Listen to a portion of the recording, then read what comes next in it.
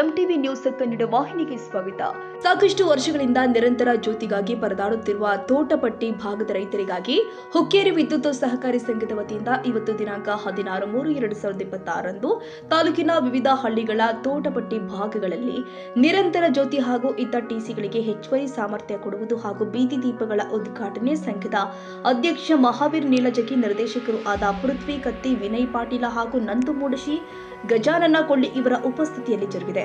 ಮೊದಲಿಗೆ ಹುಕ್ಕೇರಿ ತಾಲೂಕಿನ ಅಂಕಲಿ ಗ್ರಾಮದಲ್ಲಿ ಬೆಳಗ್ಗೆ 11 ಗಂಟೆಗೆ ನೇಸರಿ ಐಪಿಟಿಸಿಯ ಮೇಲೆ ಹೆಚ್ಚುವರಿ ಅಂಕಲಿ ಗ್ರಾಮ ಪಂಚಾಯತ್ ಮಾಜಿ ಅಧ್ಯಕ್ಷ ಭರತ ಪುಂಡೆ ಅವರ ತೋಟಪಟ್ಟಿ ಮನೆಯ ಹತ್ತಿರ ಬೀದಿ ದೀಪ, ಹೀಗೆ ನಿಡಸೋಶಿ ಅಮ್ಮನಿಗೆ ಗ್ರಾಮದಲ್ಲಿ ಇದ್ದ ಟಿಸಿಗೆ ಹೆಚ್ಚುವರಿ ಸಾಮರ್ಥ್ಯ ಕೊಡುವ ಅಭಿವೃದ್ಧಿ ಕಾಮಗಾರಿಗಳಿಗೆ ಚಾಲನೆ ನೀಡಲಾಗಿದೆ.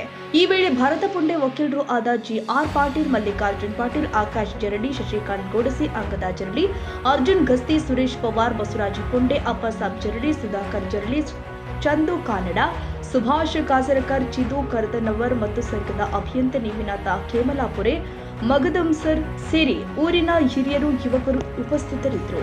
ಇನ್ನು ಅಭಿವೃದ್ಧಿ ಕಾಮಗಾರಿ ಚಾಲನೆ ನೀಡಿದ ಬಳಿಕ ವಿದ್ಯುತ್ ಸಂಘದ ಅಧ್ಯಕ್ಷ ಮಹಾವೀರ ನೀಲಜಗಿ, ನಿರ್ದೇಶಕ ವಿನಯ್ ಪಾಟೀಲ್, ಪೃಥ್ವಿ ಕತ್ತಿ ಮಾಧ್ಯಮಗಳ ಮುಂದೆ ಏನೆಲ್ಲ ಮಾತನಾಡಿದ್ದಾನೆ ತೋರಿಸ್ತೀವಿ ನೋಡಿ. ಇವತ್ತು ಅಂಕಲಿ ಗ್ರಾಮದ ಸಂಕೇಶ್ವರದ ಹತ್ತಿರದ ಅಂಕಲಿ ಗ್ರಾಮದಲ್ಲಿ ಹುಕ್ಕೇರಿ ಗ್ರಾಮೀಣ ವಿದ್ಯುತ್ ಸಹಕಾರಿ ಸಂಘದ ವಿದ್ಯುತ್ ಪರಿವರ್ತನಾ ಒಂದು ಹೊಸ ಟಿಸಿಯನ್ನು ಇವತ್ತು ಅಳವಡಿಸಲಾಗಿದೆ. ಬರುವ ದಿನಮಾನಗಳಲ್ಲಿ ತೋಟಪಟ್ಟಿಗಳಿರುವ ನಿರಂತರ ಜ್ಯೋತಿಗೆ ಅತ್ಯಂತ ವ್ಯವಸ್ಥಿತ ಶೀಘ್ರವಾಗಿ ಪೂರೈಸಿಕೊಡಲಾಗುವುದು.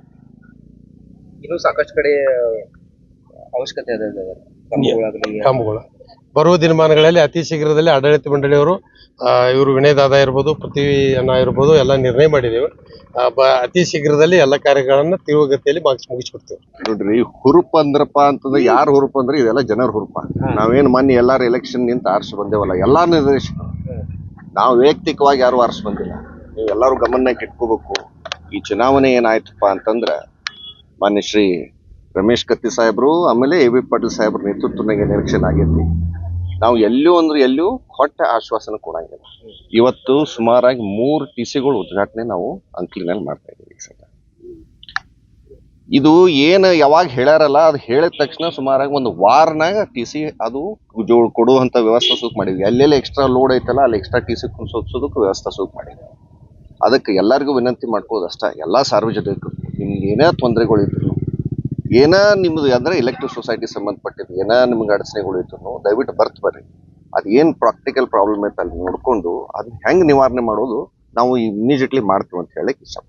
ಇವತ್ತು ಅಂಕಲಿ ಗ್ರಾಮದೊಳಗ ಈಗ ತಾನ ಅಧ್ಯಕ್ಷರು ಹೇಳೋದ ಪ್ರಕಾರ ಒಂದು ಅಡಿಷನಲ್ ಟಿಸಿಯನ್ನ ಊರಿಗೆ ಬೇಕಾಗಿರುವಂತ ಟಿಸಿಯನ್ನ ಹಾಕಿದೀವಿ.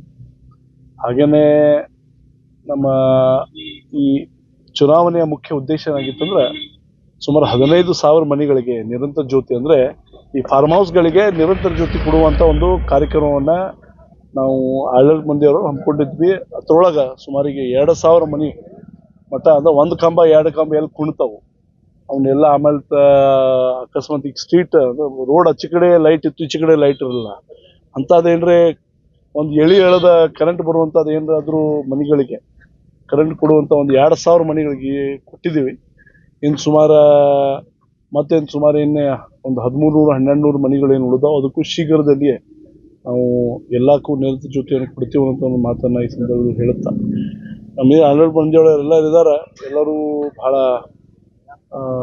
ಇದ್ರ ಬಗ್ಗೆ ಬಹಳ ಸೀರಿಯಸ್ ಇದ್ದಾರೆ. ಅದಕ್ಕೆ ಅದನ್ನ ಮಾಡೇ ಮಾಡ್ತಾರ ಅಂತ ಮಾತನ್ನ ಹೇಳುತ್ತೆ.